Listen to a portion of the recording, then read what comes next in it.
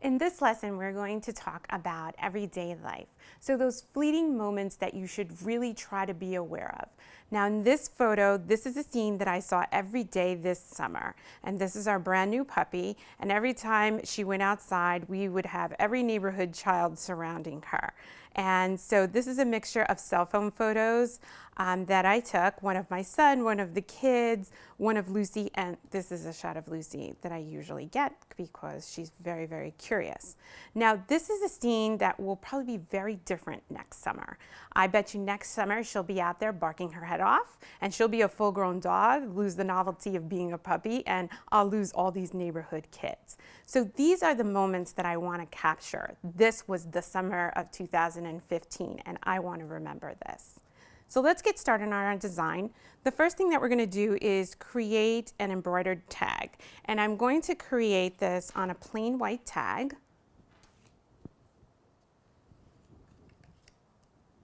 And I'm going to use some embroidery thread. Now I could go ahead and use regular floss, embroidery floss. The reason that I like the embroidery thread better is because it's one strand all together and the stitches lay down flatter than using embroidery thread, which is made up of several skeins. Okay, so let's get started on the tag. We're going to start by handwriting Lucy's name. I am going to start out at this edge here because we're going to have the name almost come off of the tag. I want to use all of the space. So it's less handwriting and more drawing, I would say. So very slowly, it doesn't have to be fluid. You could come back and connect the lines. And if you make a mistake, you can always go back and erase. It's not perfectly straight. That's not the look that we're going for. We're going for something that looks very handmade. And there we go.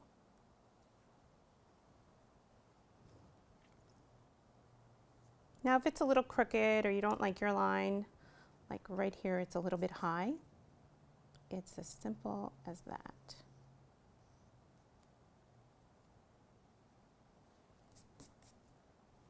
Okay, so now that we have our name down, we can take either a piercing tool or the actual needle itself. And I'm going to poke holes. I'm going to eyeball it probably about every 1/4 of an inch. So you don't want to make them too tight. And you don't want to make them too wide either because then it will be very hard to go around the loops. So I will just go around.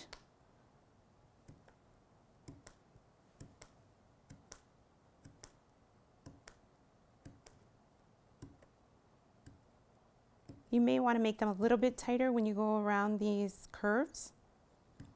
Okay, now once I have all of my holes punched out, I'm going to take an eraser and we're going to erase the pencil lines.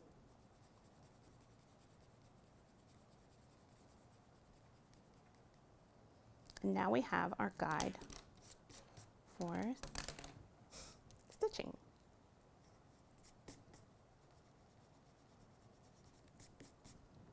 Okay, we want to do a very basic back stitch.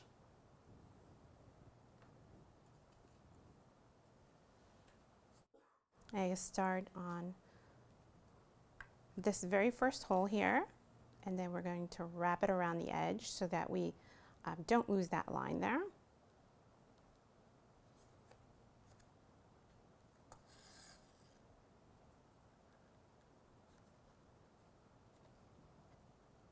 And this is a really easy way to add a handmade touch and a custom embellishment with any name or title that you want. It takes a little bit of time, so sometimes I do this while I watch TV or in the car. You can do a series of tags like these. Okay, let's get started on the design. We're going to create a basic collage of elements. We're going to use puffy stickers, transparencies, and chipboard to frame out our photo.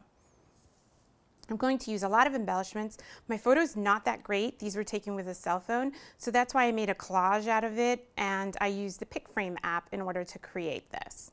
So let's surround it with pretty things. We'll start out with a transparency that's going to give us a little bit of a title and a little punch of a coral color here. We'll place that right about here next to our photo. And in order to dress this up a little bit, I wanted to use elements that would tie in the theme of neighborhood and home and backyard. So we're going to use these puffy stickers by Crepe Paper, they're Wonderline, and we'll use, let's say, this little gray house.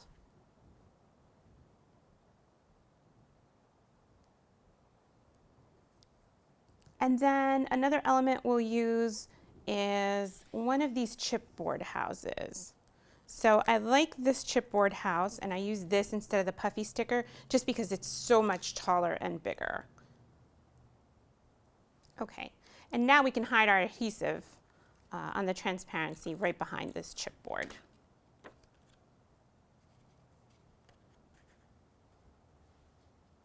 And we'll put this right up in the left-hand corner.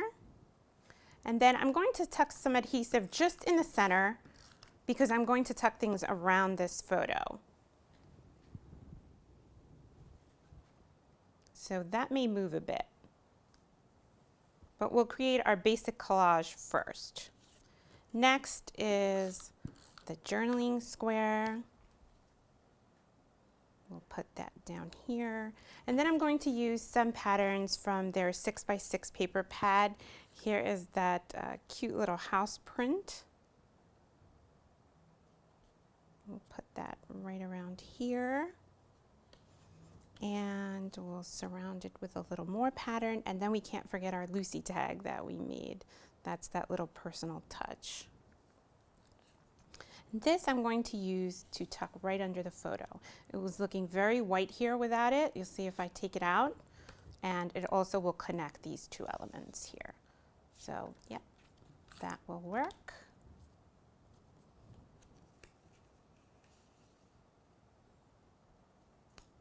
And then we have a spot here right in the center, and I thought because we have all of these flatter elements that we needed another piece of chipboard here and a little pop of color. So I'm going to go for the thing on here that's completely different, which is the star, a completely different shape, not another rectangle or a circle.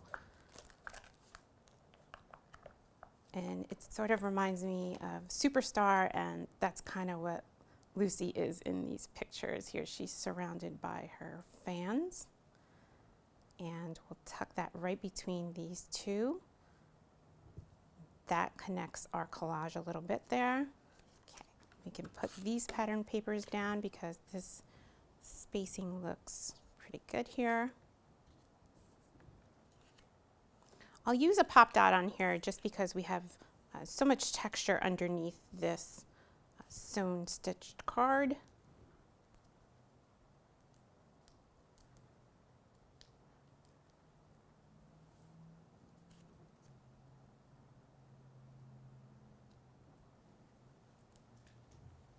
Okay, and we have our beginning layers here.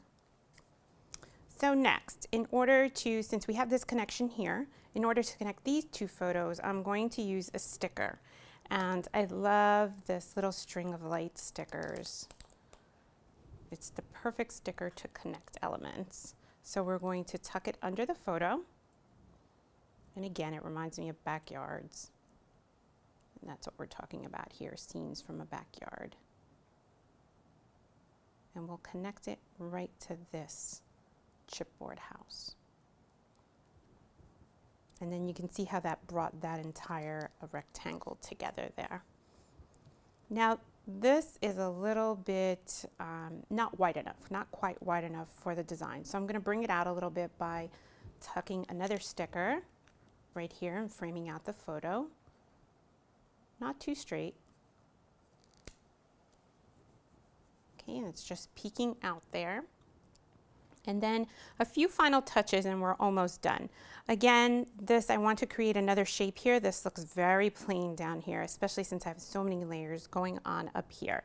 So I'm going to use another sticker, and we'll use this one with the floral on top, and we'll overlap that just a little bit. And then we need a little more something going on in this block. It's still a bit flat, although I added shape here. So we will add a arrow, nice chipboard arrow down here. And I want to point out Lucy, so we'll point it in that direction.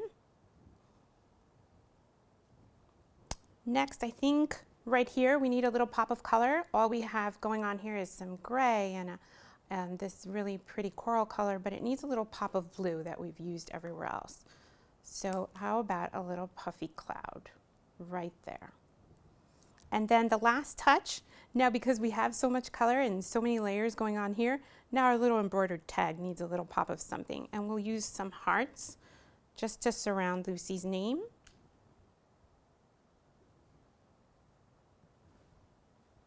And you'll see what a difference that made for the card. And that completes our page. This is how we document everyday life.